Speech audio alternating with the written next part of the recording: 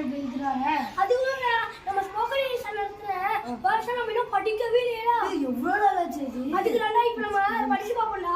சரி நான் 2 1 3 क्वेश्चन கேக்குறேன். நீ ஒரு 3 क्वेश्चन கேளு. ஓகே? நான் கேக்குறேன். இப்போ வந்து அவருக்கு லெட்டர் சொல்லி இருக்கணும்னு சொல்றாங்க. அத பூரா இங்கிலீஷ்ல சொல்றீங்க. நீ காசே டபுள் கவுலிங்கடா. ஓகேடா. அடுத்த கேள்வி. நாங்க வந்து இன்னைக்கு வெந்நீர் குடிச்சோம் அப்படின்னா இங்கிலீஷ் சொல்லலாம். we drank hot waterடா. ஓகே.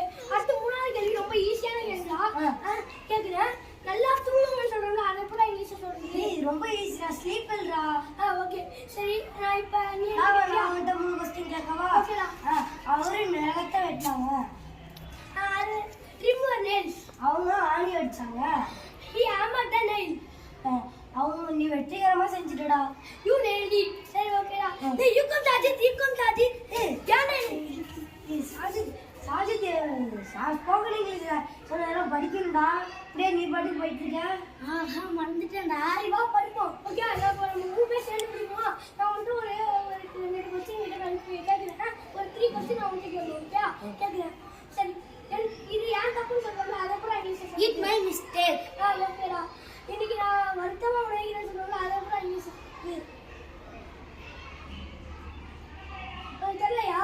அம்மாண்டா அது பஸ் நீனே சொல்றா. ஓகே நானே சொல்றேன். I feel sorry. ஓகே என்கிட்ட பணம் இல்லைன்னு சொன்னாங்க. அதை அப்புறம் சொல்லுங்க. I have no money. ஓகேடா. You come ஜென்ரா. எப்பட வந்த? ஏ ஸ்போக்கன் இங்கிலீஷா சொல்லலாம் படிக்கணும்டா. மறந்துட்டியா? ஆமாடா. சரி நம்ம 4 பேர் சேர்ந்து படிப்போமா?